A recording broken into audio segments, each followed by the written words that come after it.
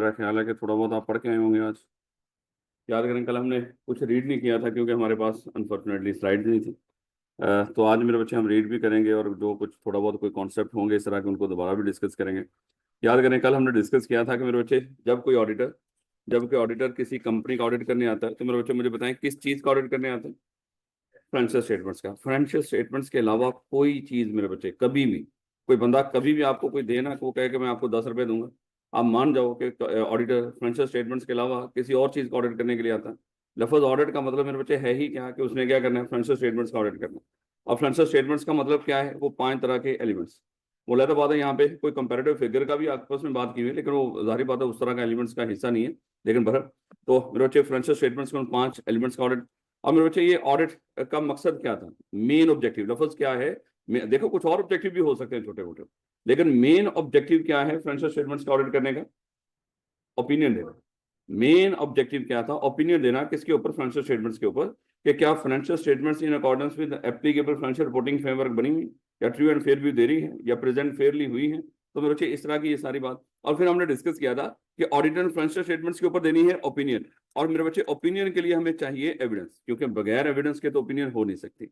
और मेरे बच्चे जो एविडेंस है ऑडिटर वो कैसे इकट्ठी करेगा, वो प्रोसीजर लगा, वो डिफरेंट तरह के प्रोसीजर लगाएगा मेरे बच्चे, उसे ऑडिट एविडेंस इकट्ठी करेगा, जिसकी बेस पे वो कहेगा फाइनेंशियल स्टेटमेंट सही है तो मेरे बच्चे उसके लिए भी एविडेंस। और अगर वो कहेगा फाइनेंशियल स्टेटमेंट्स गलत है, देखो अगर आज ऑडिटर कह देगा फाइनेंशियल, आप सीएफई का ऑडिट करके गए और आपने कहा कि फाइनेंशियल स्टेटमेंट बिल्कुल सही है, तो मेरे बच्चे खुदा ना खासा अगले दिन सीएफई डूब गया और लोगों का पैसा डूब गया, इन्वेस्टमेंट डूब गया। अब लोग तो आप पर केस करेंगे, वो कहेंगे तो ऑडिटर ने भी इनसे पैसे खाए होंगे जिसकी वजह से इसने कहा था फाइनेंशियल स्टेटमेंट सही है। ऐसे कैसे हो सकता था, फाइनेंशियल स्टेटमेंट सही थी तो हमने तो उसी के भरोसे पे इन्वेस्टमेंट की थी और कंपनी अगले दिन ही डूब गई।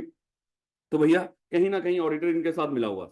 अब आपके ऊपर केस होगा, जब केस होगा तो मेरे साहब आपने उसको डिफेंड करना है। और डिफेंड करने के लिए अब अदालत आपसे सबूत मांगेगी कि ऑडिटर साहब आपने कहा था फाइनेंशियल स्टेटमेंट सही है, जबकि ये तो अगले दिन ही कंपनी डूब गई। फाइनेंशियल स्टेटमेंट्स के अंदर तो अच्छा खासा प्रॉफिट दिखाया गया था, अच्छे खासे एसेट दिखाए गए, तो अगले दिन ही कैसे डूब गई कंपनी।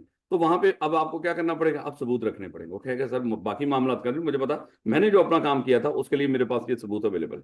तो मेरे इसलिए एविडेंस के लिए आपके पास क्या चाहिए, सॉरी ओपिनियन के लिए एविडेंस। और एविडेंस मेरे बच्चे कैसे हासिल करेंगे, प्रोसीजर लगा के।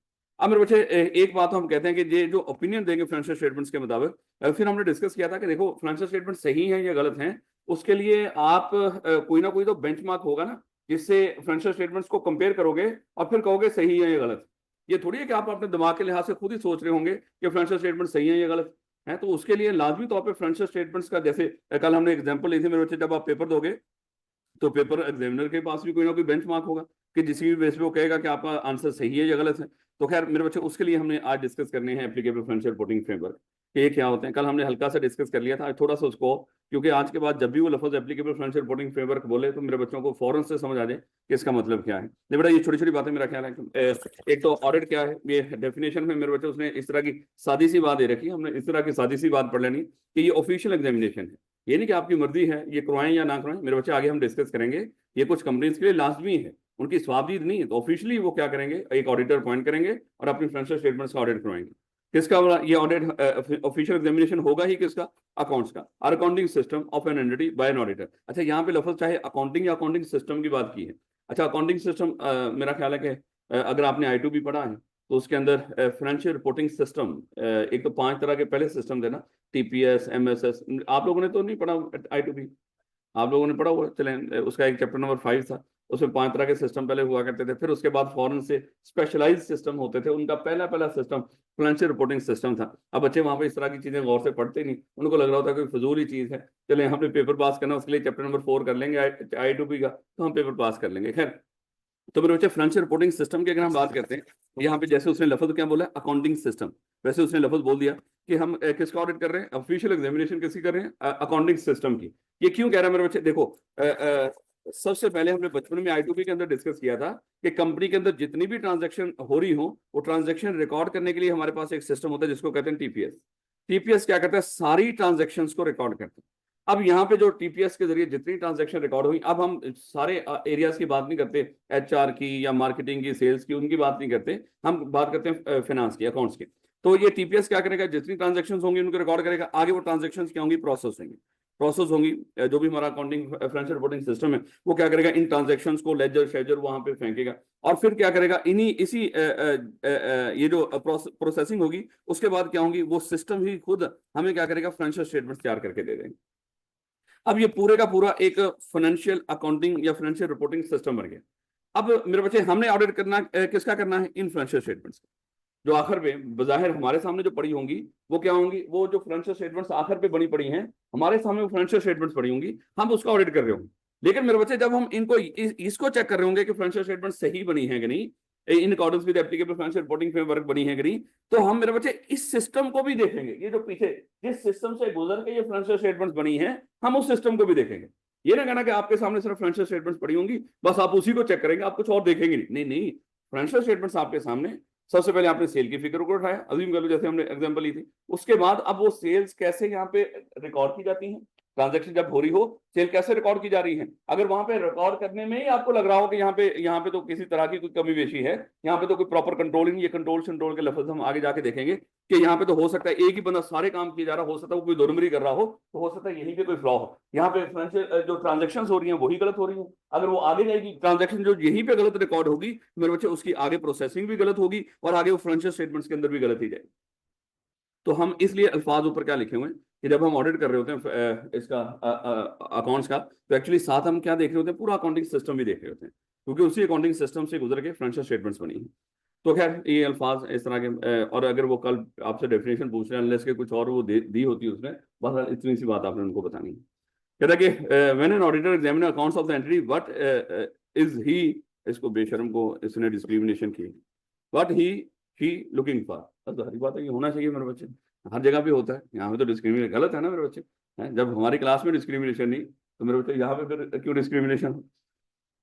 तो कहता कि वो क्या देख रहा था वहां पे अकाउंट्स में, कहता कि मेन ऑब्जेक्टिव, आज के बाद जब भी कोई बंदा आपसे पूछे कैसे बताओ मेन ऑब्जेक्टिव ऑफ ऑडिट क्या है, तो मेरे बच्चे मेन ऑब्जेक्टिव ऑफ ऑडिट क्या होता है कि ऑडिटर को इस काबिल बनाना कि वो कन्वे कर सके ओपिनियन, कि वो ओपिनियन दे सके, सादा अल्फाज में मेन ऑब्जेक्टिव ऑफ ऑडिट क्या है कि वो ओपिनियन दे सके as to whether or not the financial statements of an entity are prepared according to the applicable financial reporting framework, कि आपके सामने फाइनेंशियल स्टेटमेंट्स बनी है, आपने उसके ऊपर ओपिनियन देनी है, और ऑडिट आपको इस काबिल बनाता है कि आप उन फाइनेंशियल स्टेटमेंट्स के ऊपर ओपिनियन दे सको कि ये जो फाइनेंशियल स्टेटमेंट्स आपने मेरे सामने रखी हैं ये इन अकॉर्डेंस विद वो स्टैंडर्ड जिनके मुताबिक ये बननी चाहिए थी उनके मुताबिक बनी है या नहीं बनी, तो मेरे बच्चे उसके ऊपर आपने ओपिनियन देनी है।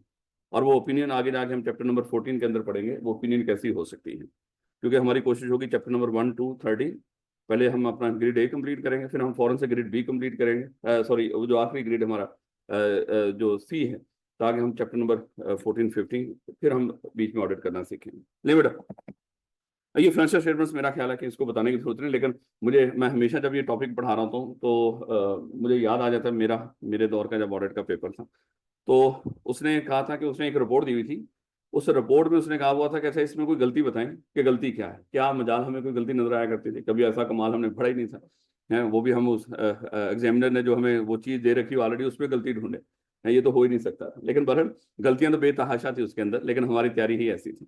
तो मेरे बच्चे एक्चुअली ना जब हम आखिर चैप्टर नंबर 14 पढ़ेंगे रिपोर्ट का एरिया, तो वहां पे ऑडिटर जब अपनी रिपोर्ट लिखता है, जब ऑडिटर अपनी रिपोर्ट लिखता है तो वो अपनी रिपोर्ट यहीं से शुरू कर रहा होता है कि मैंने फलानी कंपनी का, उसके फलानी कंपनी की जो फाइनेंशियल स्टेटमेंट्स हैं उसका ऑडिट किया, और जब वो लिखता है ना कि मैंने सीएफई की फाइनेंशियल स्टेटमेंट्स का ऑडिट किया, तो फिर वो फाइनेंशियल स्टेटमेंट्स के साथ आगे वो फिर फाइनेंशियल स्टेटमेंट्स का एक एक करके जिक्र भी करता है, एक एक फाइनेंशियल स्टेटमेंट का जिक्र करेगा, वो खाली ये नहीं लिखेगा कि मैंने सीएफई की फाइनेंशियल स्टेटमेंट्स का ऑडिट किया है, जब हम रिपोर्टिंग चैप्टर नंबर 14 पढ़ेंगे हमें पता चल जाएगा, वो लिखेगा कि मैंने सीएफई ने मुझे एज एन ऑडिटर अपॉइंट किया, मैंने उसकी फाइनेंशियल स्टेटमेंट्स का ऑडिट किया, और जब ये लिख रहा होगा कि फाइनेंशियल स्टेटमेंट्स, तो साथ वो क्या करेगा, ये सारे एलिमेंट्स लिखेगा कि कौन कौन से एलिमेंट्स है, क्योंकि देखो दुनिया के सामने आपकी रिपोर्ट जाए, आम बंदे को क्या पता फाइनेंशियल स्टेटमेंट्स क्या होती है, तो कम से कम जितना कि उसको कन्वे कर सकते हो वो तो करो ना, तो स्टैंडर्ड है, ये स्टैंडर्ड है आपने जब रिपोर्ट देनी है, रिपोर्ट की रिक्वायरमेंट में शामिल है कि जब आप ये लिखें कि फाइनेंशियल स्टेटमेंट्स का ऑडिट किया तो फिर एक एक करके फाइनेंशियल स्टेटमेंट में लिखें। अब उसने हमारे उसमें क्या किया हुआ था, उसने 4 फाइनेंशियल स्टेटमेंट्स के नाम लिखे हुए थे, 5वें का लिखा ही नहीं हुआ था, तो इस लिहाज से सिर्फ यहाँ पे आपने इनको याद रखना है कि ये 5 के 5 नाम वहां पे आने चाहिए। जब वो ये कहेगा इस रिपोर्ट के अंदर कोई गलती ढूंढो, तो हो सकता है कोई इसमें से कोई मिसिंग होगा और आपको फौरन से पता चल जाए इसमें वो फलानी चीज तो लिखी नहीं इसने, इसने इसमें नोट्स टू द अकाउंट्स का तो जिक्र ही नहीं किया। तो इसलिए मेरे बच्चे ये सारे आपने उस लिहाज से एलिमेंट्स याद रखने। वैसे तो आप बचपन से पढ़ते आ रहे हो, ITA से ही मेरा ख्याल है। ले बेटा, ये थोड़ा सा अगेन दोबारा, क्योंकि बड़ा अहम है पूरे इसके अंदर, ऑडिट के अंदर सबसे ज्यादा जो लफ्ज मेरा ख्याल है शायद बोला जाए, शायद लाजमी नहीं, बथेरा और लफ्ज भी है, ये एप्लीकेबल फाइनेंशियल रिपोर्टिंग फ्रेमवर्क होगा।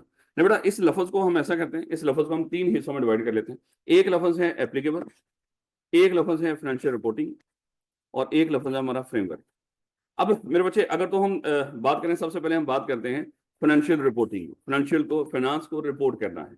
तो याद करो मेरे बच्चे, बचपन में हमने डिस्कस किया था कि कुछ लोग मिलकर कंपनी बनाते हैं, और कंपनी जिस दिन बन जाती है वो अपने मालिकों से लहदा एक खुद इंसान बन जाती है, और इस इंसान की जो मैनेजमेंट और कंट्रोल है वो आप किसके सपोर्ट कर दिया करते हो? Board of directors. ये बोर्ड ऑफ डायरेक्टर अब इस कंपनी को मैनेज करेंगे। अब मेरे बच्चे कल याद करो, कल हमने डिस्कस किया था कि डायरेक्टर्स और शेयर होल्डर के दरमियान 3 तरह के ताल्लुकात होते हैं। एक तो मेरे बच्चे डायरेक्टर और शेयर होल्डर के दरमियान हमारा जो रिलेशनशिप है वो एजेंसी का है, और दूसरा मेरे बच्चे हमने डिस्कस किया था एक स्टीवर्डशिप का है, और एक मेरे बच्चे हमने डिस्कस किया था अकाउंटेबिलिटी का है, कि ये जवाबदेह भी है। जाहिर बात है ये पैसा किसका लगा हुआ है कंपनी के अंदर? शेयर होल्डर का। अब मेरे बच्चे ये जो अकाउंटेबिलिटी जवाबदेही कि भैया हमने आपने हमें इन्वेस्टमेंट दी थी, हमारे सपोर्ट की थी, तो हमने उससे क्या क्या कमाया, आज हमारे बिजनेस की क्या पोजीशन है, और इस पूरे साल के अंदर हमारे बिजनेस की क्या परफॉर्मेंस थी। यही होती है ना P&L और बैलेंस शीट, परफॉर्मेंस और पोजीशन दोनों बता रहे होते हैं, और बाकी जो चीजें होंगी वो कहीं कैश फ्लो के अंदर चेंजेस, स्टेटमेंट चेंजेस और नोट्स टू द अकाउंट्स वगैरह में नजर आ रही होंगी। तो ये क्या करेंगे, ये जो अपनी अकाउंटेबिलिटी पूरी करते हैं वो पूरी करते हैं मेरे बच्चे फाइनेंशियल स्टेटमेंट्स बना के। और फाइनेंशियल स्टेटमेंट्स के अंदर कौन सी इंफॉर्मेशन आ रही होती है? फाइनेंस मेरे बच्चे, क्योंकि उसका नाम फाइनेंशियल स्टेटमेंट्स है, और इसमें सिर्फ और सिर्फ कौन सी इंफॉर्मेशन आ रही होती है? जो फाइनेंस से रिलेटेड हो। जो फाइनेंस से रिलेटेड हो डेफिनेटली उसमें कोई चीज इस तरह की नहीं आ रही होती।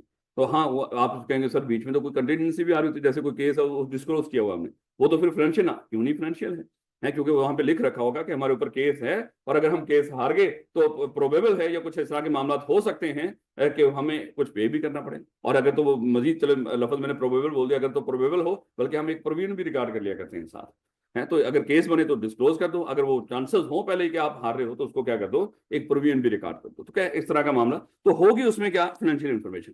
तो ये जो फाइनेंशियल रिपोर्टिंग मेरे बच्चे, ये जो फाइनेंशियल स्टेटमेंट्स बना के हम मालिकों के सामने रख रहे हैं, ये कौन सी जिम्मेदारी पूरी कर रहे हैं? फाइनेंशियल रिपोर्टिंग वाले, क्योंकि ये हमारी जिम्मेदारी है, हमने रिपोर्ट करना है फाइनेंस के मामला उसके मालिकों को।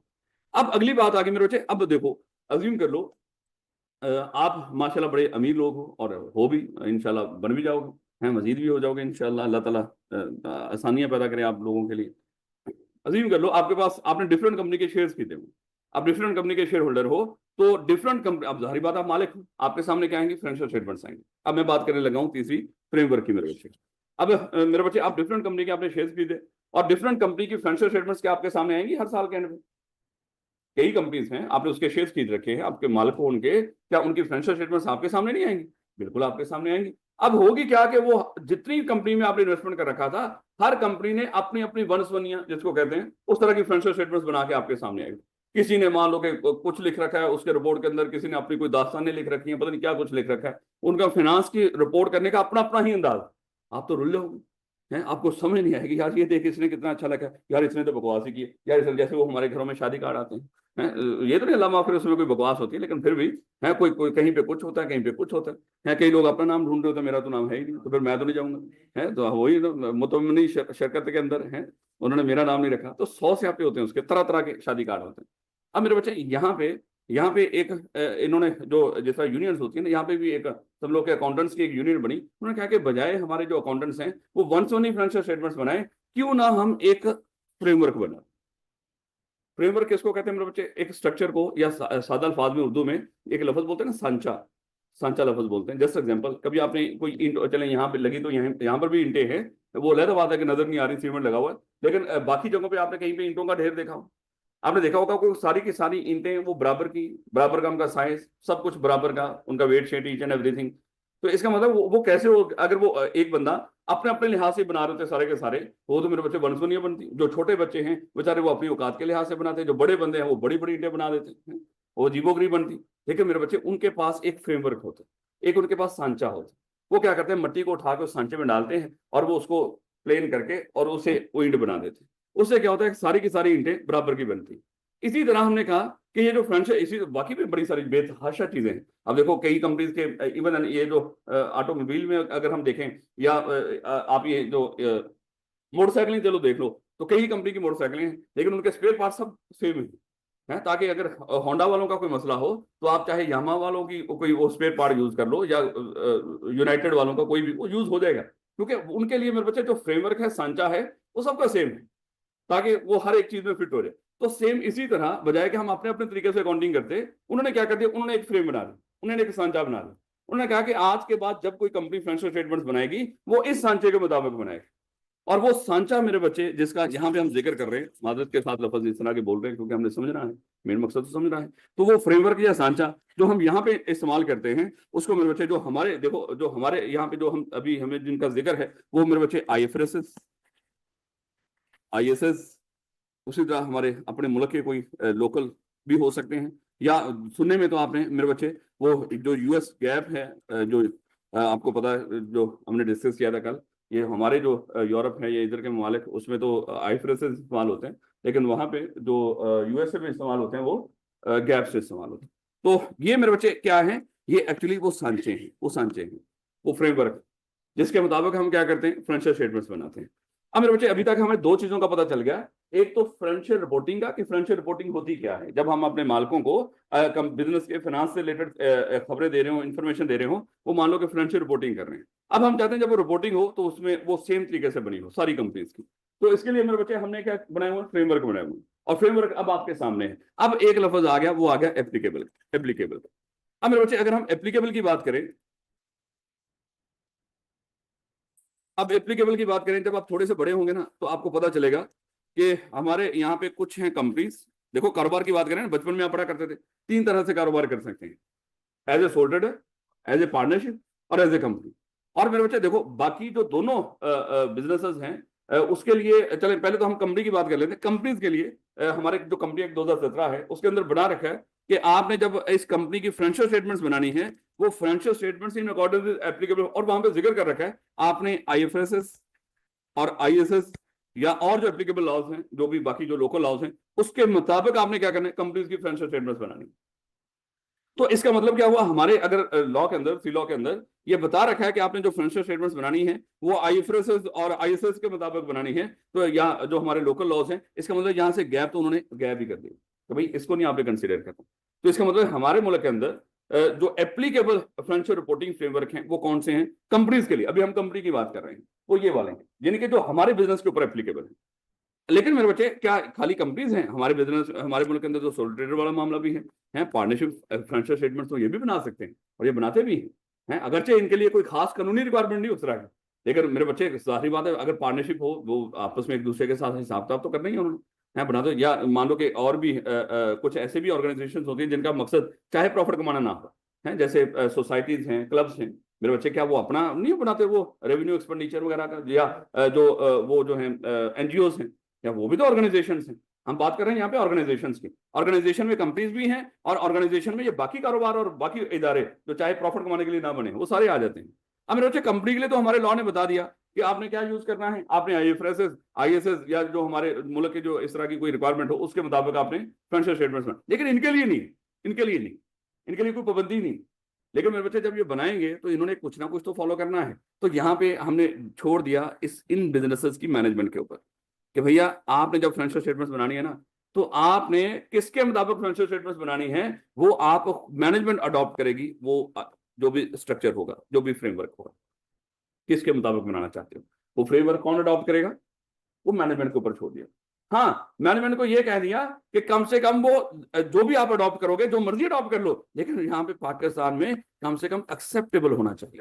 ये ना हो कि आप, उन्होंने कहा कि हमारी स्वाबदीद पे छोड़ दिया, अब हम गैप्स को यूज करें, वो कहेंगे यार ये तो कम से कम एक्सेप्टेबल तो नहीं, यहाँ पे इसके मुताबिक तो बिल्कुल भी नहीं होता है। तो क्या आप यूज कर लो, लेकिन कम से कम अगले बंदे को एक्सेप्टेबल भी हो, आपकी मर्जी है, जिस तरह मर्जी बना लो। ये अकाउंट क्या रखोगे मेरे बच्चे, ये है मेरे बच्चे ओवरऑल ये तीन अल्फाजों का मतलब एप्लीकेबल फाइनेंशियल रिपोर्टिंग फ्रेमवर्क के फ्रेमवर्क, एक स्ट्रक्चर जिसके मुताबिक हम क्या करते हैं, फाइनेंशियल स्टेटमेंट्स बनाते हैं। लेकिन क्या जो मर्जी स्ट्रक्चर अडॉप्ट कर ले, नहीं, उन्होंने कहा कि जो आप पर एप्लीकेबल हो, और एप्लीकेबल मेरे बच्चे जैसे कंपनीज के लिए बता दिया हमारे कंपनी एक्ट ने कि उसके लिए ये है, आप उसके मुताबिक बनाओ, और बाकी कारोबार छोड़ दिया मैनेजमेंट के ऊपर। लेकिन मैनेजमेंट फिर कौन से अडॉप्ट करेगी, जो एक्सेप्टेबल।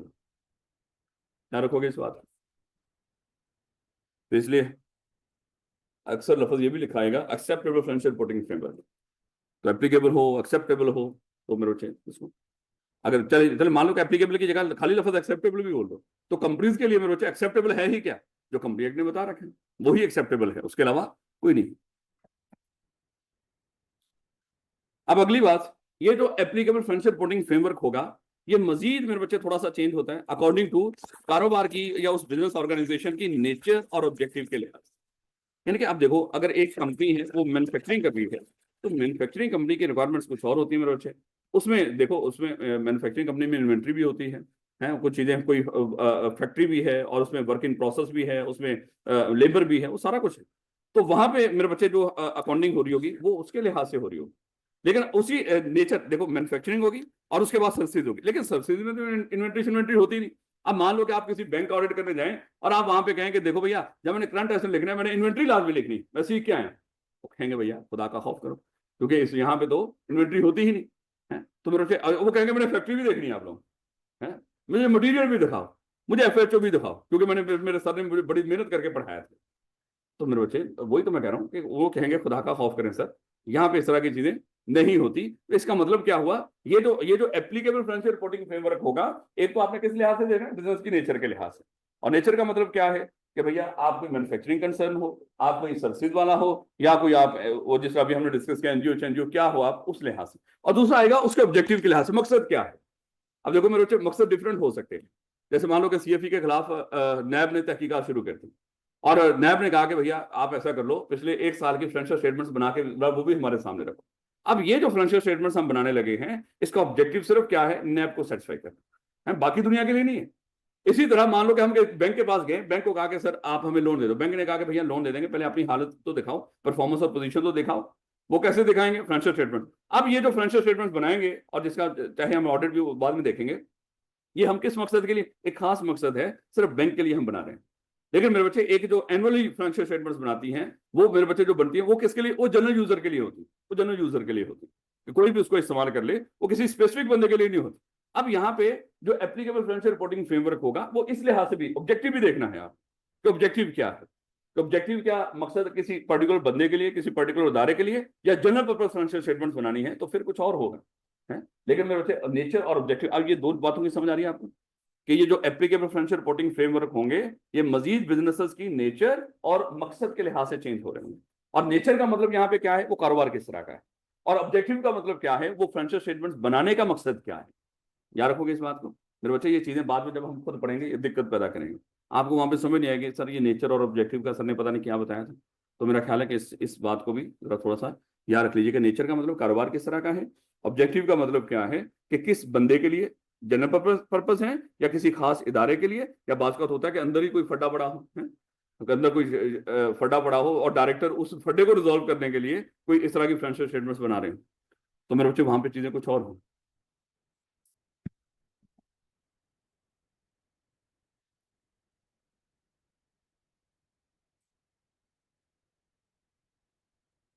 तो बेटे उसने बता दिया मजीद अपने मुश्किल अल्फाज के अंदर भी कि फाइनेंशियल रिपोर्टिंग फ्रेमवर्क क्या होता है। देखो लफ्ज एप्लीकेबल नहीं है, खाली वो आपको बता रहा है कि कहीं पर भी लफ्ज फाइनेंशियल रिपोर्टिंग फ्रेमवर्क का मतलब क्या होता है, और फिर वहीं पे जो आप पर एप्लीकेबल हो आप उसको यूज कर लो।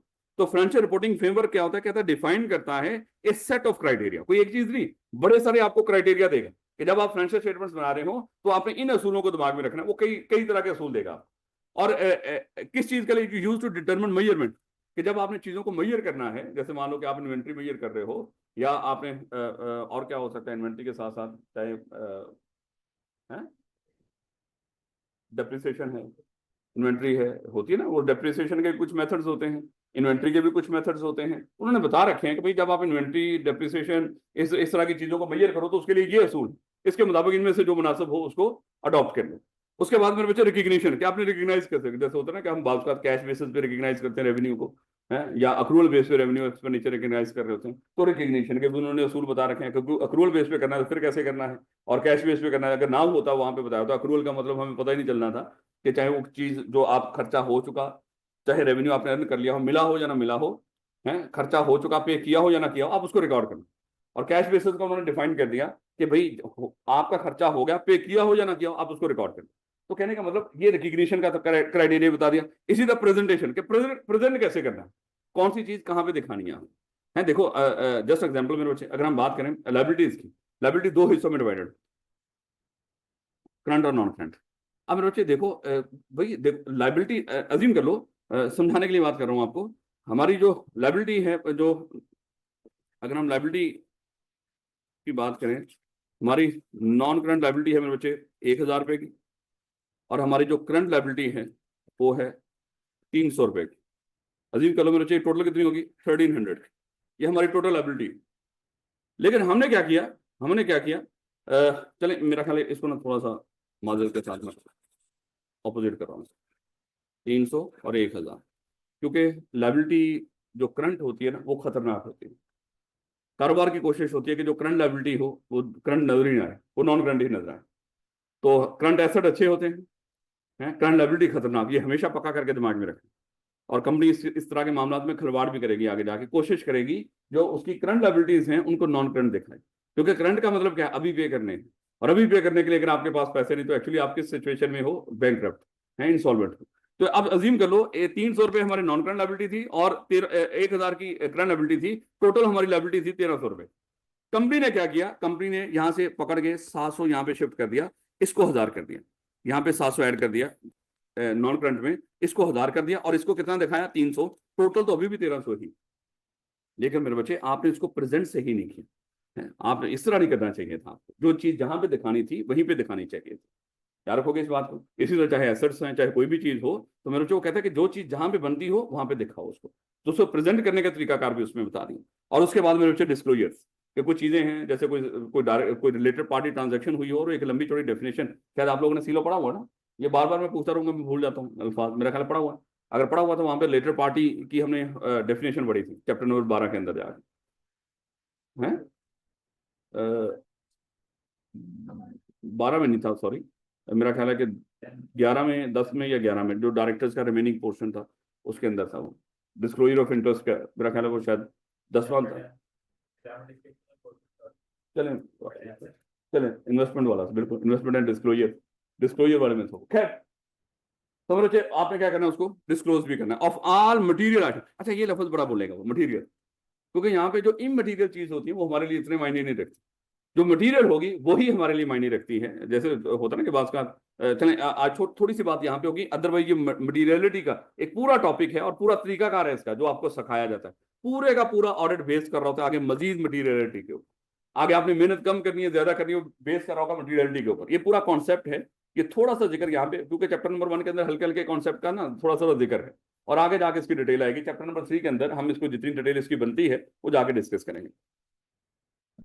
तो जो भी आइटम फाइनेंशियल स्टेटमेंट्स में नजर आ रही हो, उनको मेरे बच्चे कैसे आपने मेजर करना है, कैसे रिकग्नाइज करना है, कैसे प्रेजेंट करना है, कैसे डिस्क्लोज करना है, उसके लिए जो सेट ऑफ क्राइटेरिया बना दिया गया उसको हम क्या कहते हैं, फाइनेंशियल रिपोर्टिंग फ्रेमवर्क। मुश्किल बात तो नहीं, कोई बंदा आपसे पूछ ले तो आप बता दोगे उसको कि फाइनेंशियल रिपोर्टिंग फ्रेमवर्क क्या होता है। लेकिन अगर वो आपने गौर नहीं करनी, वो पूछेगा फाइनेंशियल रिपोर्टिंग फ्रेमवर्क बताओ, आप बताना शुरू कर दोगे, देखो अगर हम कंपनी है तो कंपनी के ऊपर आईएफआरएस फलाना फलाना ये अप्लाई होता है, तो ये एप्लीकेबल, आप तो एप्लीकेबल का बता रहे हो, वो तो जस्ट अभी फाइनेंशियल रिपोर्टिंग फ्रेमवर्क का पूछ रहा है, वो आपने ये बताना। अगर एप्लीकेबल का पूछे तो फिर आपने उसको वो ऊपर बतानी है, भाई एप्लीकेबल फाइनेंशियल रिपोर्टिंग फ्रेमवर्क तो डिफरेंट होते हैं इन accordance with nature and objective of the entity, तो उस लिहाज से वो डिफरेंट होते हैं। तो खैर ये मेरे बच्चे, अब मेरा ख्याल है कि अब आप रीड कर लीजिएगा, इसमें कोई दिक्कत नहीं, ये सारा हमने पढ़ लिया। ले बेटा ये भी कल हमने 3 कॉन्सेप्ट याद करो, हमने डिस्कस किया था कि डायरेक्टर्स और शेयर होल्डर के दरमियान 3 तरह के ताल्लुकात होते हैं। वो 3 तरह के ताल्लुकात मेरे बच्चे कौन कौन से थे, एक तो अकाउंटेबिलिटी, स्टीवर्डशिप और एजेंसी, मेरा ख्याल आपने पढ़ ही लिया होगा। स्टीवर्डशिप हमने डिस्कस किया था, ये रखवाली के लिए होता है कि जब आप किसी को पैसे दे दें, याद है बचपन के अंदर क्या कहते हैं उसको, हमने कॉन्सेप्ट पढ़ा था सी लॉ के अंदर,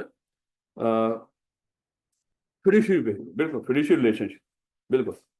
तो वो फिड्यूशियरी रिलेशनशिप वाला जो मामला था, अगर आपको याद हो, तो मेरे बच्चे बिल्कुल वही है। ये तो मेरे बच्चे वो है ना, वो जो कल मैंने आपको एक समझाई थी एक बात, रिस्पॉन्सिबिलिटी और अकाउंटेबिलिटी वाली। हमने कहा था कि इन दोनों चीजों में क्या होना चाहिए, बैलेंस होना चाहिए है। अगर हमने कहा था कि रिस्पॉन्सिबिलिटी ज्यादा हुई, इस साइड पे ज्यादा वजन डाल दो है, और अकाउंटेबिलिटी कम हुई, ये कम कर दो, तो मेरे बच्चे हमने कहा था कि फिर क्या होगा, वो बंदा बेचारा बंदा जाया हो। और अगर हमने कहा था कि आप किसी को नहीं, ये लफ्ज नहीं, नहीं ये अल्फाज ही सही नहीं है, ये बस हाँ किसी एक साइड पे अथॉरिटी होना चाहिए लफ्ज, लेकिन बहर क्योंकि उसने दोनों अल्फाज सेम ही है, मेरा ख्याल है कि वो मैंने भी कभी गौर नहीं किया था इसको, क्योंकि मैंने जब ये कहीं से तस्वीर उसको गूगल की होगी तो शायद मैंने मुझे लगा कि ये दो अल्फाज मैंने लिखे ही वो थे ऊपर, तो शायद वो आज मैंने गौर से देखा, चेक कर लो, छठी अटेम्प्ट में जाके छठी दफा पढ़ा रहा हूँ ऑर्डर, तब जाके मैंने देखा कि इसमें अकाउंट रिस्पॉन्सिबिलिटी अकाउंटेबिलिटी लिखा है। ले बेटा, तो स्टीवर्डशिप हमने डिस्कस किया था कि जब आप किसी के सुपुर्द को इमानत कर दो तो उसने क्या करना है, उसकी रखवाली करनी है। तो मेरे बच्चे जिस मकसद के लिए वो चीज़ दी गई हो उसी मकसद के लिए इस्तेमाल करनी है। इसी तरह बाकी आप ये रीड कर लीजिएगा, ये बच्चों वाली बातें, ये ना कहना कि सर इसको भी रीड कर दें, क्योंकि हमारा कल का दिन जरा थोड़ा सा वो हुआ है, क्योंकि हमने इतने काबिल बनना है कि एक असाइनमेंट करने और कुछ टेस्ट करने के काबिल हो जाएं हम अगले 2 दिन के अंदर। और एजेंसी याद होगा आपको, हर वो काम जो हम खुद कर सकते हैं, खुद करने के बजाय किसी से करवा लो। कंपनी आपने बनाई, खुद मैनेज कर सकते थे, खुद मैनेज करने के बजाय डायरेक्टर्स के सपुर्द कर दिया। अब डायरेक्टर आपके एजेंट हैं, और जो एजेंट होता है उसको प्रिंसिपल कोई अथॉरिटी देता है, और एजेंट ने फिर उस अथॉरिटी के मुताबिक ही काम करना होता है। मेरे बच्चे ये मेरे बच्चे कॉन्सेप्ट ऑफ एजेंसी है। एक तो डायरेक्टर शेयर होल्डर के एजेंट्स होते हैं, उसके बाद और ये भी याद रखो, एजेंट कुछ भी करे तो एजेंट जिम्मेदार नहीं होता, जिम्मेदार कौन होता है, प्रिंसिपल। तो डायरेक्टर कंपनी के एजेंट हैं, तो डायरेक्टर कुछ भी करेंगे जिम्मेदार कौन होगी, कंपनी। और कंपनी किनकी है, शेयर होल्डर। बोले तो बात है, शेयर होल्डर जिम्मेदार नहीं होंगे, बोले तो बात है, वो भी याद रखें। डायरेक्टर एक्चुअली शेयर होल्डर के एजेंट, और शेयर होल्डर ने किसको मैनेज करने के लिए अपॉइंट किया, वो कंपनी को। तो डायरेक्टर एक्चुअली फिर उसके बाद मजीद किसके एजेंट हैं, कंपनी के। तो डायरेक्टर कुछ भी करेंगे, जिम्मेदार कौन होगा, कंपनी जिम्मेदार होगी, अनलेस के डायरेक्टर अपनी अथॉरिटी में काम करें। अगर तजावज करेंगे उसके लिए डायरेक्टर खुद जिम्मेदार। तो ये मेरे बच्चे बचपन में हमने सीलॉ में ये भी बातें, अकाउंटेबिलिटी वही बात, मेरे बच्चे जवाबदेह। और जवाबदेही की ये रिक्वायरमेंट्स वो कैसे पूरी करेंगे, वो मेरे बच्चे हर साल फाइनेंशियल स्टेटमेंट्स बना के शेयर होल्डर के सामने प्रेजेंट करेंगे कि सर हम आपको जिम्मेदार थे, जवाबदेह थे, तो सर वो जवाबदेही ये आपकी कंपनी का सारा हिसाब किताब है जो हम आपके सामने रख रहे हैं। तो ये मेरे बच्चे जनरल सी बात है। लो बेटा, ये 3 तरह के कॉन्सेप्ट ये हल्के हल्के यहाँ पे डिस्कस होंगे। जैसे इंडिपेंडेंस है, इंडिपेंडेंस हम जाके डिटेल में डिस्कस करेंगे चैप्टर नंबर 13 के अंदर। डिटेल मतलब इसका चाहे अलग टॉपिक ना हो, लेकिन वहाँ पे क्योंकि हमने एथिक्स को डिस्कस करना है, और एथिक्स में आपको बड़ी सारी चीजें नजर आ जाएंगी कि और यहाँ पे भी चैप्टर नंबर 1 में भी कुछ चीजें नजर आ जाएंगी कि कुछ लोग उनको ऑडिटर अपॉइंट नहीं कर सकते। वो ऑडिटर क्यों अपॉइंट नहीं कर सकते, क्योंकि वो इंडिपेंडेंट ही नहीं है। कानून खुद हमें बता देगा इस बंदे को, जैसे कंपनी का एम्प्लॉय है, वो कंपनी का ऑडिटर नहीं बन सकता। हम कहेंगे सर क्यों नहीं, वो चार्टर्ड अकाउंटेंट है। आप लोग सीएफई में काम कर रहे हो और आप चार्टर्ड अकाउंटेंट भी हो, आपके पास प्रैक्टिस का लाइसेंस भी हो, तो हम कहते हो कि आप ही ऑडिट कर दो, तो लॉ बीच में आ जाएगा, नहीं नहीं आप इससे नहीं करवाना। अब कोई बंदा लॉ से पूछे भाई इसमें मंतक क्या है, तो वो कहेगा कि वो बंदा इंडिपेंडेंट नहीं है, क्योंकि जो ऑडिट करेगा वो कौन होना चाहिए, इंडिपेंडेंट होना चाहिए, वो तो आपका ही एम्प्लॉय है। तो खैर ये इस कॉन्टेक्स्ट में लफ्ज इंडिपेंडेंस यहाँ पे इस्तेमाल होगा कि ऑडिटर क्या होना चाहिए, इंडिपेंडेंट होना चाहिए। तो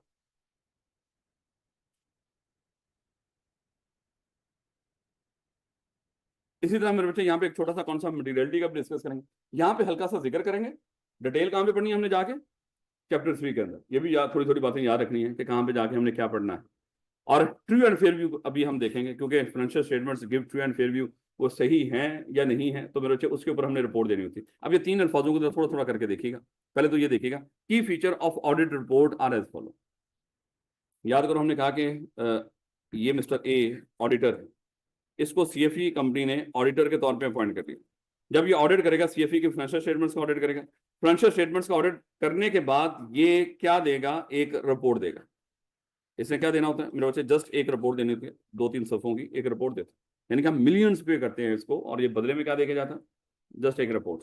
तो ये रिपोर्ट देगा मेरे बच्चे, उस रिपोर्ट के अब आपको कुछ फीचर बताना है। अगर अच्छे हमने चैप्टर 14 में पूरी रिपोर्ट ही बड़ी डिटेल में डिस्कस करनी है, लेकिन अब आपको यहाँ पे कुछ फीचर्स बताना। The key features of the audit report are as follow.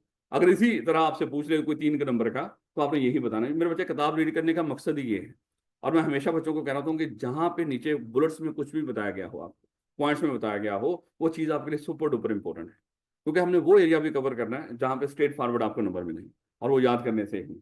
तो की फीचर्स क्या हैं ऑडिट रिपोर्ट के? कहता है auditor producing the report are independent from the director producing the financial statements. कहता है एक तो इसमें ये फीचर होता है कि जिस ऑडिटर ने ये रिपोर्ट दी है वो ऑडिटर उस कंपनी के डायरेक्टर से इंडिपेंडेंट, यानी कि ये जो रिपोर्ट है आपके सामने, ये ऐसे बंदे ने नहीं बनाई जो डायरेक्टर्स के ऊपर ही डिपेंडेंट हो, क्योंकि ये फाइनेंशियल स्टेटमेंट्स किसने बनाई थी? डायरेक्टर ने। और अगर मेरे बच्चे ऑडिटर भी डायरेक्टर्स का ही कोई लगता लगाता होता तो लाजमी उनको फेवर देते, तो वो रिपोर्ट में वो फीचर होना ही नहीं था, वो जो इंडिपेंडेंस वाला। तो और ये रिपोर्ट मेरे बच्चे किसकी तरफ से बनी होनी चाहिए? एक इंडिपेंडेंट बंदे से, और वो इंडिपेंडेंट किससे हो? डायरेक्टर से। देखो मैंने कल आपको बताया था, अगरचे उसका ताल्लुक ना शेयर होल्डर से हो, ना चलाने वाले, ना बनाने वाले, लेकिन यहाँ पे जो जिक्र है मेनली हम जो फोकस करेंगे वो चलाने वालों पे करेंगे। यहाँ पे बनाने वालों का जिक्र नहीं करेगा, शेयर होल्डर का कोई लगता लगाता है, लेकिन बनाने वालों का जिक्र नहीं करेगा, चलाने वालों का भरपूर। जैसे यहाँ पे उसने जिक्र कर दिया कि डायरेक्टर से इंडिपेंडेंट। कहता है report gives an opinion on whether the financial statements give, ये भी हम अल्फाज दोनों देखेंगे, ये पढ़ेंगे। Give and true and fair view, या ट्रू एंड फेयर व्यू का मतलब प्रेजेंट फेयरली, इनका आप alternatively true and fair view की जगह अल्टरनेटिवली आप लफ्ज क्या बोल सकते हो? प्रेजेंट फेयरली, यानी कि इसको रिप्लेस कर दो, इसको ना रहने दो और सिर्फ प्रेजेंट फेयरली कर दो, ये भी चल जाएगा। तो ये मेरे बच्चे जो फाइनेंशियल स्टेटमेंट्स हैं ये क्या दे रही हो? यानी कि ओपिनियन, राय देना, रिपोर्ट में एक राय होगी फाइनेंशियल स्टेटमेंट्स के ऊपर कि फाइनेंशियल स्टेटमेंट्स क्या कर रही हैं? Give true and fair view या प्रेजेंटेड फेयरली। अगर होंगी, अगर नहीं होंगी तो फिर हम वहां रिपोर्ट में जाके पढ़ेंगे फिर वो क्या लिखता है, financial statements do not give true and fair view, तो फिर इस तरह के अल्फाज भी होंगे। और the report consider weather the financial statements give a true and fair view in all material respects. देखो वही बात, छोटी मोटी चीजों को हम इग्नोर कर दिया करते हैं। मटीरियलिटी के लिहाज से हम देखेंगे कि मटीरियली ये जो फाइनेंशियल स्टेटमेंट्स हैं ये ट्रू एंड फेयर व्यू दे रही है, यानी कि इसमें कोई बड़ी गलती नहीं है, बड़ी मिसस्टेटमेंट्स नहीं है। The concept of materiality is applied in reaching an audit opinion. वही बात मेरे बच्चे, जो ऑडिट ओपिनियन जहां तक हम जो पहुंचेंगे वो किसके थ्रू पहुंचेंगे? मटीरियलिटी के जरिए। और मटीरियलिटी क्या है मेरे बच्चे? ये जाके हम चैप्टर 3 में पढ़ेंगे। ये होगी तो मेरे बच्चे आप ऑडिट शुरू करेंगे और सारा कुछ करेंगे, नहीं तो उसके बगैर तो आपको पता नहीं। देखो आप जब ऑडिट करेंगे आपको मिलेंगे कुछ, चले मैं अभी थोड़ा सा तो यहीं पे जिक्र आएगा, उसको तो बता दूंगा, उससे इंशाल्लाह चीजें पता चले। बेटा इंडिपेंडेंस ऑफ ऑडिटर, जैसे अभी हमने डिस्कस, ये तीनों पॉइंट जो ऊपर उसने बता रखे हैं, ये थोड़ा थोड़ा करके आपको डिफाइन कर रहा है, बता रहा है। इंडिपेंडेंस ऑफ ऑडिटर का मतलब क्या है?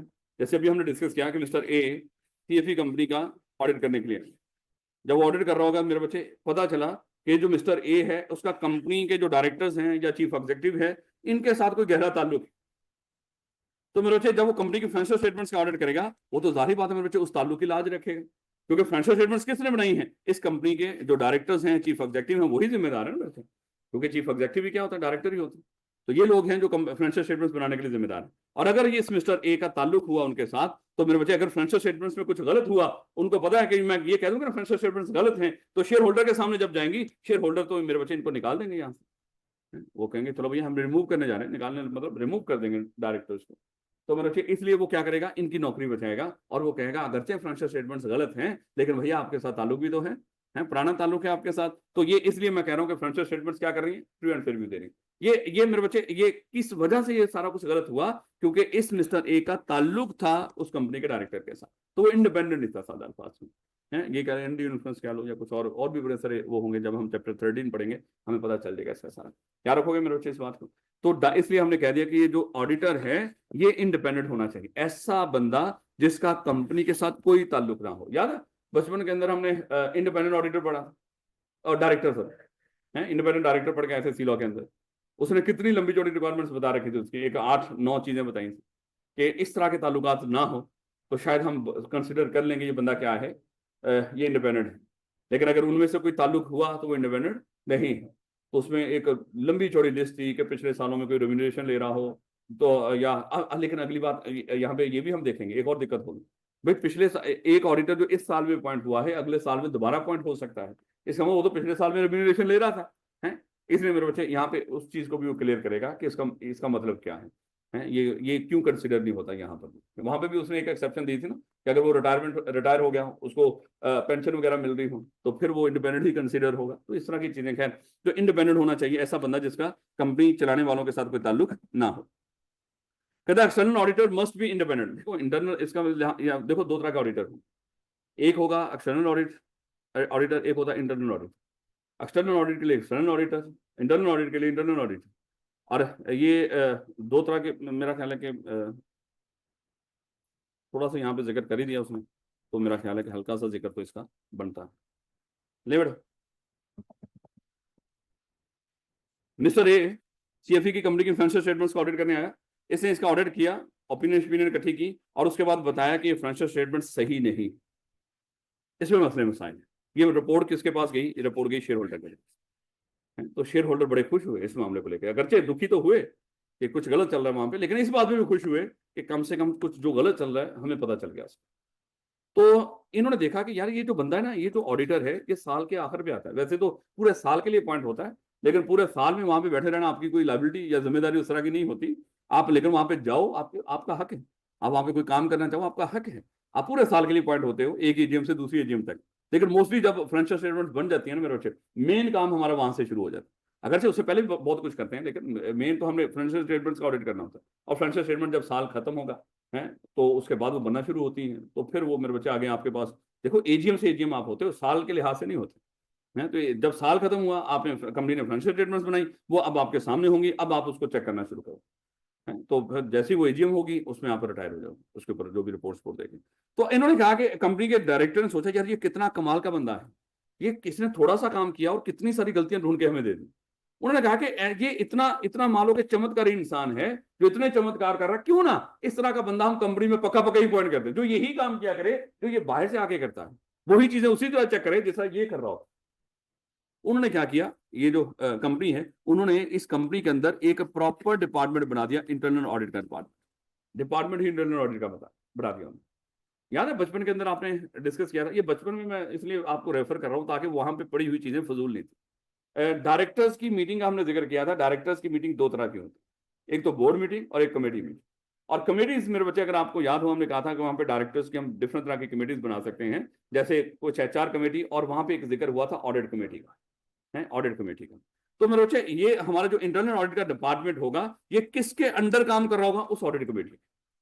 वो अगरचे ये एक्सटर्नल ऑडिटर भी वही अपॉइंट करती है, इंटरनल ऑडिट डिपार्टमेंट पूरे का पूरा उसके, और यहाँ पे भी मेरे बच्चे कुछ लोग अपॉइंट कर देंगे। अब ये जो लोग होंगे वही काम करेंगे, उसी तरह का काम करेंगे, मिलता जुलता, यानी कि हुबहू वही होगा। इन्होंने कोई फाइनेंशियल स्टेटमेंट्स का ऑडिट नहीं करना, लेकिन कम से कम ये ध्यान रखेंगे यहाँ पे कुछ गलत ना हो। ये पढ़ेंगे जाके आगे, थोड़ी सी डिटेल भी आ जाएगी कि इंटरनल ऑडिट वाले क्या करते हैं। इस कंपनी के अंदर जो असूल बने हुए हैं, असूलों के मुताबिक कंपनी चल रही हो, असूलों से हटके यहाँ पे कुछ ना हो, और जहां पे असूलों से हटके कुछ हो रहा हो, वो फौरन से उस पर रिपोर्ट करते हैं कि यहाँ पे कुछ गलत हो।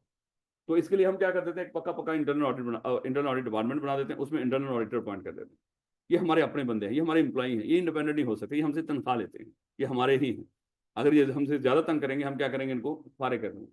लेकिन ये जो एक्सटर्नल ऑडिटर है मेरे बच्चे, इसका कंपनी के चलाने वालों से कोई ताल्लुक नहीं होता, लेकिन वो जो इंटरनल ऑडिटर होते हैं वो बेचारे चलाने वालों के अंडर ही काम कर रहे होते हैं, डायरेक्टर के अंडर ही काम कर रहे होते हैं। और वो जो ऑडिट कमेटी है डायरेक्टर्स की है, उसी के अंडर काम कर रहे हैं। तो इसलिए अगर ये कुछ गलत करेंगे, जैसे डायरेक्टर्स को अपनी पोजीशन में मान लो कोई खतरा महसूस हो रहा होगा, वो क्या करेंगे, इसको उनको फारिग कर देंगे। याद रखोगे इस बात का। कितनी तरह के ऑडिट हो सकते हैं? दो तरह का, इंटरनल और एक्सटर्नल। इंटरनल ऑडिट क्या है, हम क्या करते हैं, अपना कंपनी के अंदर एक पका पका डिपार्टमेंट बना के रख देते हैं, उसमें इंप्लॉय रख देते हैं। इंप्लॉय का जब लफ्ज बोल दिया तो खुद ही आपको पता चल जाएगा ये लोग हमारे इंडिपेंडेंट नहीं होते, ये हमारे इंप्लॉई, हम इनको तनख्वाह देते हैं और ये पके पके हमने अपॉइंट कर दिए। लेकिन एक्सटर्नल ऑडिट क्या होता है, एक साल के लिए अपॉइंट होता है, ये बाहर से आता है, जिसका कंपनी चलाने वालों से कोई ताल्लुक नहीं होता। याद रखोगे मेरे बच्चे। ये क्यों होता है इंडिपेंडेंट, ये आगे मजीद भी जाके हम डिस्कस करेंगे एथिक्स वगैरह कुछ में, यहाँ पे कुछ external audit must be independent. देखो ऑप्शन नहीं है आपके पास, है ये जो लफ्ज होते हैं ना इस तरह के, वो बड़े इंपॉर्टेंट हो जाते हैं। यानी कि अगर आप इंडिपेंडेंट ना हो तो वहां पे आपको आपको कहाँ जाएगा, खबरदार ऑडिटर, आपने अगर ऑडिट एक्सेप्ट किया, अगर आप इंडिपेंडेंट नहीं हो, आपने भी तभी ऑडिट करना है अगर आप क्या हो, इंडिपेंडेंट। लेकिन अनफॉर्चुनेटली यहाँ पे कोई नहीं, हम अपने ताल्लुकात की बेस पे ही हमें ऑडिट मिलते हैं, क्लाइंट मिलते हैं। लेकिन कमाल ही है, प्रैक्टिस में कुछ और है, किताबों में कुछ और है। लेकिन भाई मोस्टली किताबों वाले मिलेगा आपको, लेकिन कुछ एक्सेप्शन तो हर जगह पे होते हैं। और जो ऐसी ऐसी एक्सेप्शन मिलेंगी वहां पे जाके जब आप देखोगे, तो ये चीजें तो सब ऑडिट, अच्छा ऑडिट होता भी है, यानी कि पता चलेगा हमारे सामने फर्म के अंदर ही फाइनेंशियल स्टेटमेंट्स आ गई, और हमने वहीं पे रिपोर्ट बना के ठप्पा लगा के उनको दे दिया। हमारा तो कोई बंदा गया ही नहीं कंपनी में, हमने तो कभी देखा ही नहीं उसके अंदर। तो सर वो आपने पूछना जाके मैनेजिंग पार्टनर, सर वो जाना नहीं कंपनी के अंदर, वहां पे जाके चेक, अरे चुप करके भाई, आपके लिए आसानी पैदा कर दी उन्होंने, सारा कुछ करके ले तो आए हैं, और क्या चाहते हो आप लोग, चलो स्कूल से जैसी कर हैं, उसके अकाउंट में ठका ठक पैसे हैं, तो उसने एक रिपोर्ट बना के दी और उसने कमा लिया। तो ज्यादा तो यही है। ले बेटा, एक्सटर्नल ऑडिटर ज्यादा नहीं, मतलब काफी ज्यादा लेकिन इसका मतलब ये नहीं कि मेजोरिटी में है, लेकिन है काफी ज्यादा। The external auditor must be independent from the directors, otherwise, देखो मैं बार बार बोल रहा हूँ, शेयर होल्डर का फिलहाल यहाँ पे जिक्र नहीं कर रहा, वो डायरेक्टर्स, खाली डायरेक्टर नहीं, आगे एथिक्स में जाके हम डिस्कस करेंगे कि वो बाकी लोगों से भी इंडिपेंडेंट ही हो, बाकी और भी लोग भी ना हो। खैर, otherwise his report will have little value, उसकी वैल्यू, जैसे हमारे यहाँ पे होता है ना कि खुदा ना खासा पिछले दिनों में, हाँ, बल्कि अभी पाकिस्तान के अंदर इलेक्शन हुआ, इलेक्शन में धांधली हुई, और ऐसी धांधली हुई, कमाल ही हो गया है, अंधे को भी नजर आया, कमाल हो गया पाकिस्तान के अंदर, अंधे को भी नजर आया कि धांधली हुई है, उसने देखा धांधली होती है। अब उस धांधली की तहकीकात के लिए माशाल्लाह हमारे एक इंतहाई जिसको कहते हैं शरीफ इंसान जज है हमारे सुप्रीम कोर्ट का, है पहुंचा हुआ है, जन्नती है, कई लोग उसको जहन्नमी बोलेंगे, नहीं मेरे बच्चे ऐसा नहीं बोलना चाहिए। तो वो जन्नती बंदे ने क्या किया, उसी इलेक्शन कमीशन की जिम्मेदारी लगा दी, आप तहकीकात करो, इलेक्शन में कोई धांधली तो नहीं हुई। उसके लिए इलेक्शन के ट्रिब्यूनल बन गए, पीडीए ने इसके ऊपर स्टे लिया था, ये लोग नहीं होने चाहिए, उसके लिए कुछ और लोगों को, जजेस को अपॉइंट किया जाए, ये इलेक्शन ट्रिब्यूनल अपॉइंट ना करे, हाई कोर्ट अपॉइंट करे। उसने कहा कि ये काम क्योंकि इलेक्शन कमीशन का ही है, तो इलेक्शन कमीशन ही देखेगा कि धांधली हुई है कि नहीं, वो एक आईनी अदारा है। अब वो क्या कर रहा है, उसने 8 ट्रिब्यूनल बनाए हैं यहाँ पे पिछले दिनों में, पिछले वीक के अंदर, जो पंजाब में तहकीकात करेंगे इलेक्शन में धांधली हुई है। अब आपको तो मेरे बच्चे पता है कि उन्होंने तो सर पक्की बात है लाजमी ढूंढ लेंगे, चले यहाँ पे धांधली हुई है, और उसको बोलेंगे धांधली हुई है, क्या ऐसा होगा? हो ही नहीं सकता, क्योंकि उन्हीं के अंदर इलेक्शन हुआ, वो कैसे कह सकते हैं कि हमने धांधली ज्यादा इलेक्शन करवाया।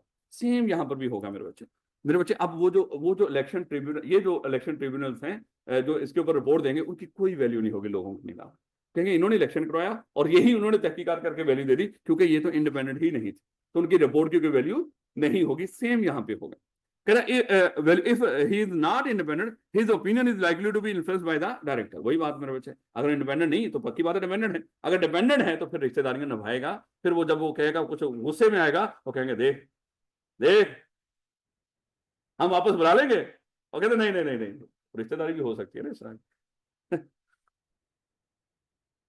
कहता है in contrast to external auditors, internal auditors may not be fully independent. वो तो पक्की बात है मेरे बच्चे, इंटरनल ऑडिटर कौन है, जो पक्के पक्के, ये आगे जाके हम पढ़ेंगे ना, जब डिटेल में आएगा चैप्टर नंबर 12 के अंदर, तो फिर हम वहां पे थोड़ा सा ज्यादा पढ़ेंगे।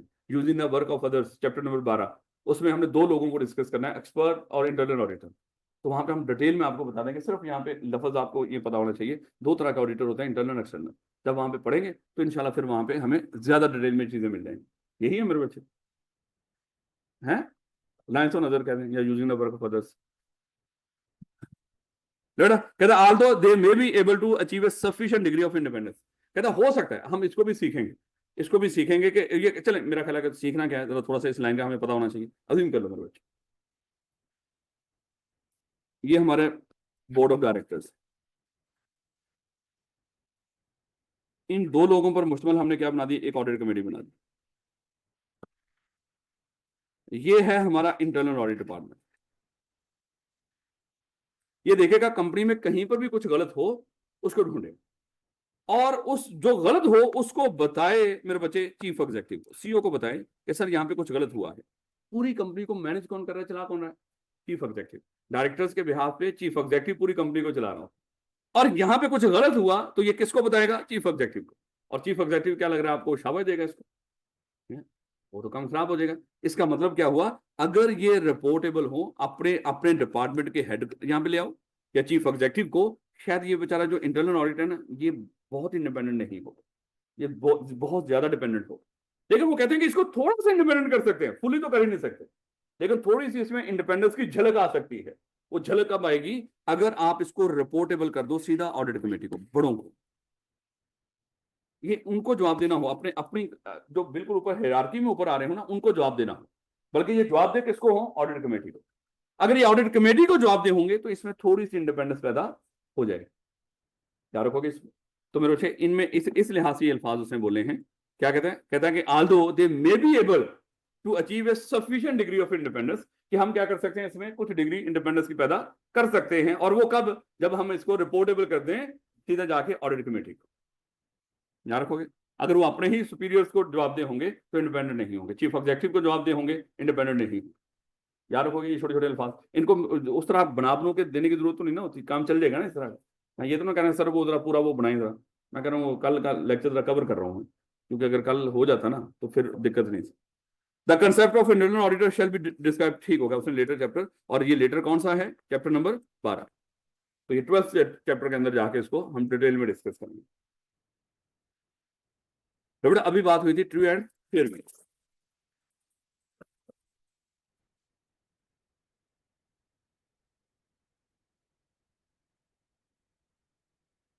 ले बेटा, ये आपके सामने पीएनएल है, तो मेरे बच्चे इसके अंदर आपको कुछ फिगर नजर आ रही होंगी, कुछ फिगर नजर आ रही। देखिए सबसे पहले आपको सेल्स नजर आ रही। अगर सेल्स की जो ये फिगर दिखाई गई है अगर इतनी ही है, इसका मतलब ये ट्रू है। यानी कि अगर सेल्स हुई हैं और ये इतनी ही हुई हैं जितनी यहाँ पे दिखाई गई हैं, इसका मतलब क्या हुआ, ये ट्रू है। तो जो जो जो यहाँ पे ग्रोथ, ये जो other income, cost of product sold, net investment whatsoever, जो यहाँ पे फिगर दिखाई गई हैं, अगर यही इसी तरह ही यहाँ पे आई हैं, इसका मतलब क्या हुआ, ये फाइनेंशियल स्टेटमेंट ट्रू व्यू दे रही है, ये सही है। ट्रू का मतलब होता है जो लिखा है हमने वो सही लिखा है, जितनी फिगर हमने यहाँ पे दिखाई है वो ऐसी ही है, इतनी ही है। अगली बात आती है फेयर व्यू। ट्रू का मतलब क्या, यानी कि सच बताया हमने। सेल अगर इतनी की है, 1 लाख की सेल है तो लाख की ही दिखाई। हमने ये नहीं किया कि हमने उसको 1.5 लाख की दिखा दी। अगर हमारे एसेट्स मान लो इतने के हैं तो हम उतने ही दिखाएं। अगर लायबिलिटी हमारी लाख की है तो हमने उसको कम नहीं किया, हमने उसको 60 नहीं दिखाया, हमने लाख ही दिखाया। इसका मतलब क्या हुआ, जो बयान कर रहे हो इन फाइनेंशियल स्टेटमेंट्स के अंदर वो सब सच है। इसको कहते हैं ट्रू व्यू। अगली आती है फेयर व्यू। कि फेयर व्यू क्या होना चाहिए। अब देखो सेल्स के अंदर मान लो सेल, देखो सेल हो सकता है कि जैसे हम एक चीज पढ़ेंगे, ये जो सेल्स की फिगर है ये साल 2022 की है, ऐसे ही ऊपर लिख रखा है कि ये सेल की फिगर कौन से साल 2022 की। अब अगर इस सेल के अंदर आपने साल 2023 की सेल भी दिखा दी, इसका मतलब ये फिर है वो सेल। हम ये नहीं कहेंगे कि वो परचेज है सेल, लेकिन अगर आपने उसको साल 2022 के अंदर दिखा दिया 23 वाली को, ये फिर व्यू नहीं, ये मुनासिब नहीं आपने दिखाया उसको। इसी तरह मान लो जैसे अभी हमने डिस्कस किया था कि आपकी जो लाइबिलिटीज हैं करंट भी है नॉन करंट भी है, और आपने करंट लाइबिलिटीज को पकड़ के उठा के उसको नॉन करंट में दिखा दिया, टोटल तो अभी भी पूरा आ रहा है, लेकिन ये फेयर व्यू नहीं, ऐसे नहीं होना चाहिए। अगर आपकी मान लो कि कहीं पर रिलेटेड पार्टी ट्रांजैक्शन हुई है, आपने क्या करना था, उसको डिस्क्लोज करना था, आपने नहीं किया, ये फेयर व्यू नहीं। चाहे ट्रांजैक्शन नजर आ गई कि ये हुई है, लेकिन वो तो रिलेटेड पार्टी से हुई थी और उसको आपने क्या करना था, डिस्क्लोज भी करना था। अगर डिस्क्लोज नहीं किया तो ये फेयर व्यू नहीं है। याद रखोगे मेरे बच्चे। इसी तरह मेरे बच्चे और भी बड़े सारे मामला हैं, जैसे कुछ ऐसी चीजें हैं जैसे जहां पे जजमेंट से समान हो, जैसे प्रोविजंस। अगर वो प्रोविजन आपने सही नहीं ली, फिर व्यू नहीं। अगर कोई पॉलिसी थी, पॉलिसीज हम क्या करते हैं, कंसिस्टेंट अप्लाई करते हैं। आपने इस साल कोई और अप्लाई की, अगले साल हालात कुछ और थे, हालात को बेहतर करने के लिए आपने अपनी पॉलिसी चेंज कर दी, ये फेयर व्यू नहीं। इसी तरह मेरे बच्चे जो जजमेंट मान लो हम प्रोविजंस लेते हैं, प्रोविजंस को आप कम ज्यादा कर दो, चाहे वो डेप्रिसिएशन की हो, चाहे वो डॉटफुल डेट्स की हो, या चाहे वो हमारे टैक्सेशन की हो, तो मेरे बच्चे वो आप ये फेयर व्यू नहीं देंगे। ये अल्फाज अब आपने पता नहीं कितने का आपको याद रहेंगे। जब लफ्ज पढ़ो उसके बाद अगर इनमें से कुछ याद आ गई चीजें तो कमाल हो जाएगा, अगर ना आई तो फिर अल्लाह ही हाफिज़ है मेरे बच्चे। अभी हमने क्या डिस्कस किया, फेयर व्यू। फेयर व्यू में हमने डिस्कस किया कि क्या होगा, कि जो चीज जहां पे जैसे होनी चाहिए थी वैसे ही नजर आए, हैं जैसे सेल्स हैं तो इसी साल की सेल्स हो, हैं अगली पिछली आपने, जब मान लो कि नॉन करंट एसेट की सेल हुई है तो वो भी सेल। वो कहेंगे सर ये कौन सा हमने चर्च बेची है, ये तो प्लांट बेचा है ना, यहाँ सेल तो है। आप कहेंगे तो सर इसको हम क्या बोले, हैं क्या ये चोरी हुई है, सेल हुई है ना, तो हमने सेल में दिखा दिया सर। लेकिन आप कहेंगे ये सेल यहाँ पे थोड़ी नजर आनी है, ये तो डिस्पोजल का रहता करके कैलकुलेट करके कोई गेन शेन लेकर आते हैं यहाँ पे अगर था, है तो इसका मतलब क्या हुआ, ये फेयर व्यू नहीं है। और जहां पे प्रोविजंस हो, जजमेंट्स हो, या कंटीजेंसीज हो, जैसे होता है ना कोई केस है, केस कंटीजेंट है, आपने उसको डिस्क्लोज करना था, आपने उसको डिस्क्लोज नहीं किया, या उसकी प्रोविजन बनती थी, आप उसकी प्रोविजन नहीं ली, तो ये फेयर व्यू नहीं है। याद रखोगे इन सारी बातों में। तो ट्रू एंड फेयर व्यू मेरा ख्याल है कि ये दो अल्फाजों का आपको पता चल गया होगा। जो कुछ लिखा हो फाइनेंशियल स्टेटमेंट्स के अंदर वो सच हो, कि ट्रू है। फेयर व्यू जैसे लिखना चाहिए था, जहां पे जिस तरह वैसे ही लिखा है, ये फेयर व्यू। और उसकी एग्जांपल मेरा ख्याल है कि हमने काफी डिस्कस कर ली, लिखकर भी बताई जा सकती है, लेकिन मेरा ख्याल है कि वेस्टेज ऑफ टाइम। अभी है ना 2-4 मिनट। शाबाश शाबाश मेरे बच्चों, कमाल कर दी।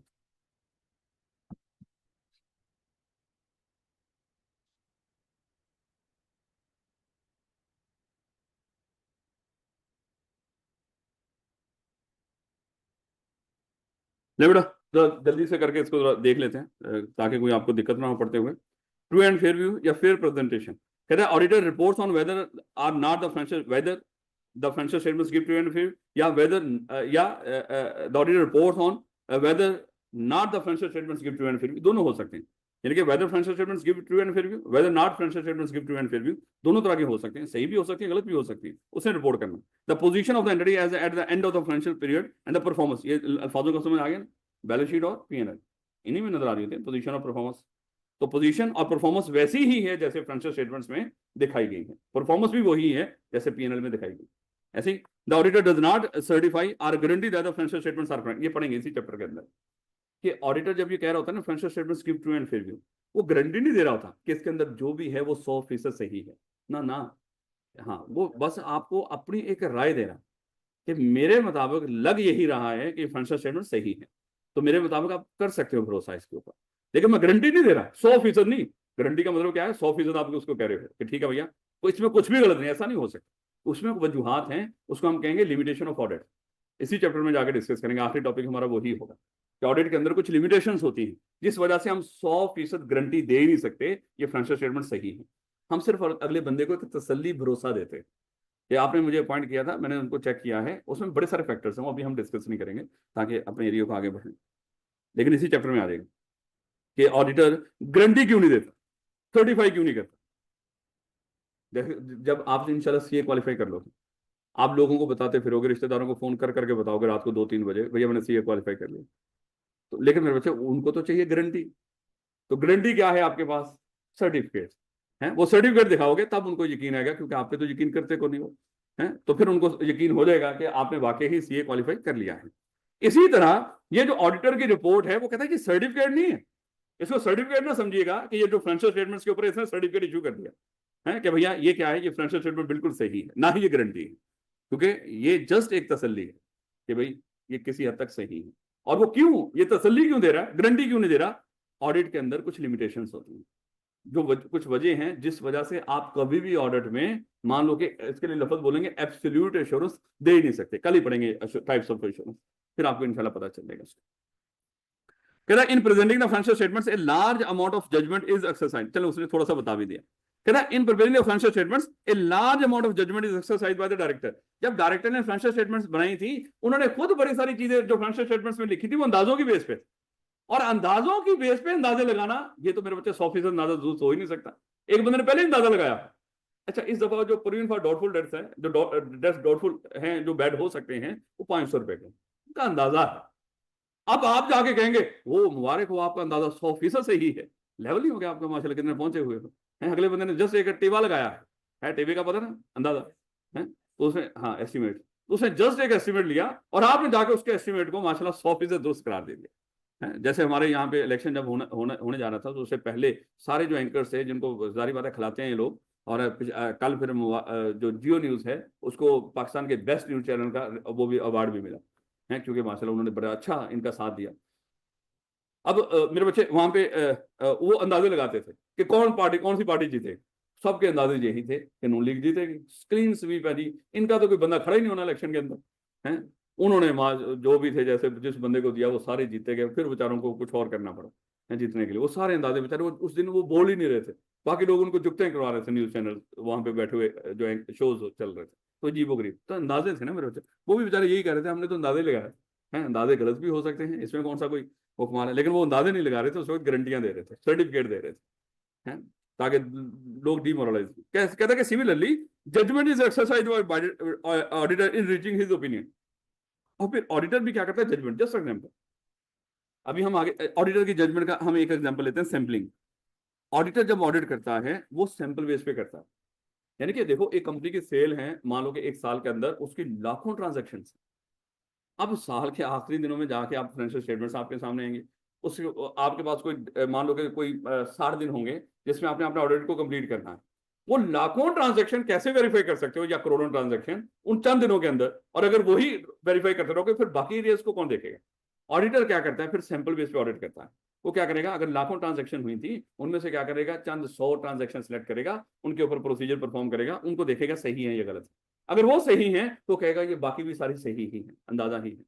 अगर उनमें से कुछ गलत हुआ, जितने के परसेंट गलत हुआ वो बाकी भी, उसको पूरा हम तरीकाकार पढ़ेंगे उसका जाके चैप्टर नंबर 3 के अंदर है कि कैसे ये सारा सिलसिला होता बल्कि चैप्टर 4 है और सैम्पलिंग, ऑडिट एविडेंस और सैम्पलिंग। तो उसमें जाके हम डिस्कस करेंगे कि ये और सैंपल क्या होता है। याद रखोगे इस बात को। अब ऑडिटर खुद देखो जजमेंट ले रहे हैं, उसको लग रहा है कि देखो मान लो कि यहाँ पे कौन सी चीज ऐसी हो सकती है, नहीं इस कमरे के अंदर ऐसा कुछ नहीं, फ्रंट ऑफिस में हो सकता है, वहां पे इतनी सारी रसीदें पड़ी हुई, आपने उन रसीदों को चेक करना है कि सही है कि नहीं। आपने चंद रसीदों को उठाया इनमें से, इतने ढेर में से, उनको चेक किया, अगर वो फॉर्म के साथ मैच की, अगर उनके ऊपर लिखी हुई अमाउंट और फॉर्म के ऊपर लिखी हुई अमाउंट अगर दोनों सेम है, आपने कहा कि ये बाकी जो ढेर लगा हुआ ये भी सही है, अंदाजा ही हो सकता है बाकी सारा ढेर ही गलत था, बस वो ही सही थी जो आपके हाथ में, लेकिन अंदाजा ही ना मेरे बच्चे। तो इसलिए मेरे बच्चे यहाँ पे ऑडिटर जब ऑडिट करता है वो किस बेस पे करता है, जजमेंट्स की बेस पे। इसको देखेंगे, कहता है that phrase view and fair view and present fairly indicate that a judgment is being given that the financial statements can be relied upon, कि इनके ऊपर आप भरोसा कर सकते हो, ये जजमेंट ही है, हमारे अंदाजा है कि आप क्या कर सकते हैं financial statements and have been properly prepared in accordance with appropriate financial reporting framework, और जो मुनासिब अप्रोप्रिएट जो एप्लीकेबल फाइनेंशियल रिपोर्टिंग फ्रेमवर्क था ये तकरीबन उसके मुताबिक ही बनी हुई है। जस्ट एक क्या है, एक तसल्ली है, ये गारंटी नहीं है, रिलाई कर सकते हो आप। याद रखोगे इस बात को। मटीरियलिटी कॉन्सेप्ट मेरे से आखिर की बात मेरा ख्याल है आज। कहता है कि कोई भी चीज मटेरियल कब होती है, या कोई इंफॉर्मेशन मटेरियल कब होती है, जिससे आपकी डिसीजन मेकिंग चेंज। हम कहते हैं ये मटेरियल है। मैं बच्चों को इस तरह एग्जांपल दे रहा हूँ, तो मान लो आज जब आप क्लास के लिए निकलने लगे थे घर से, तो आपका 5 रुपए का एक सिक्का था आपकी पॉकेट में, वो गिर गया वहां पे रूम में इधर उधर। अब आपने सोचा कैसा करता हूँ, आज की क्लास की खैर है 5 रुपए का सिक्का ढूंढो, क्योंकि ये ना मिला तो मैं तो गरीब हो जाऊंगा। तो आपने वो सिक्का ढूंढना शुरू कर दिया और क्लास को छोड़ दिया, कैसा हो सकता। लेकिन मेरे बच्चा आपका 5,000 का नोट है, तो वो गिर गया।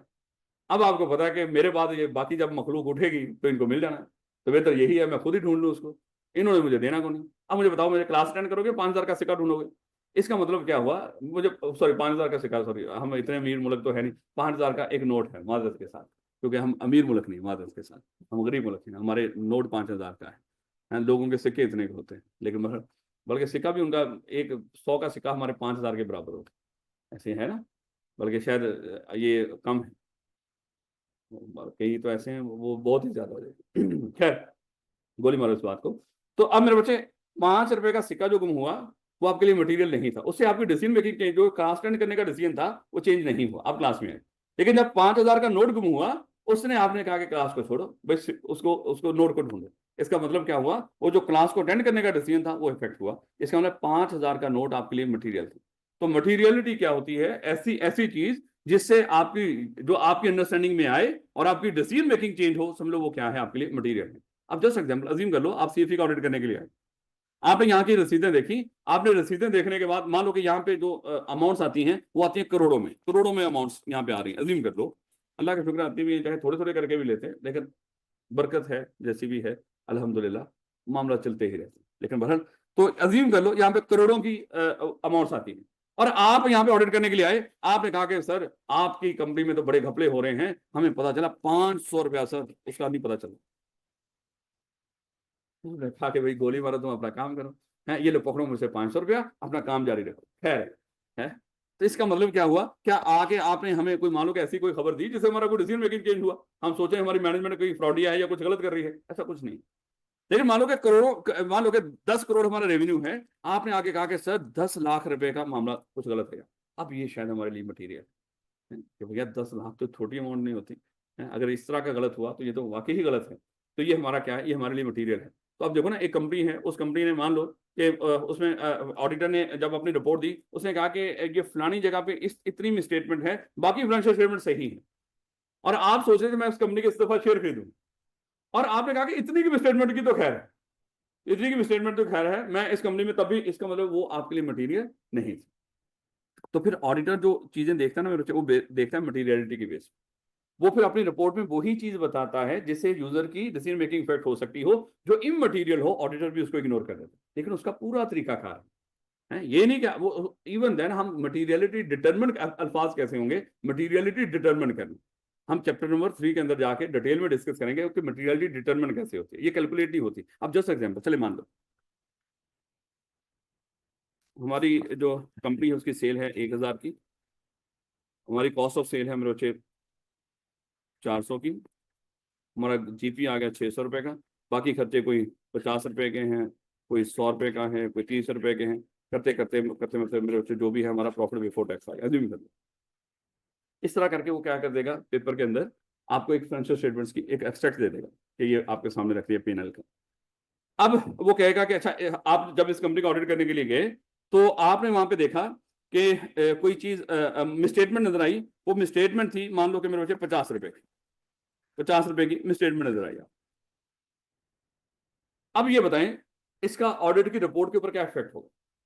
भाई देखो, ऑडिटर को अगर कोई मटेरियल मिसस्टेटमेंट नजर आती है तो वो अपनी रिपोर्ट में जिक्र करता है वो फलानी जगह पे कुछ गलत है।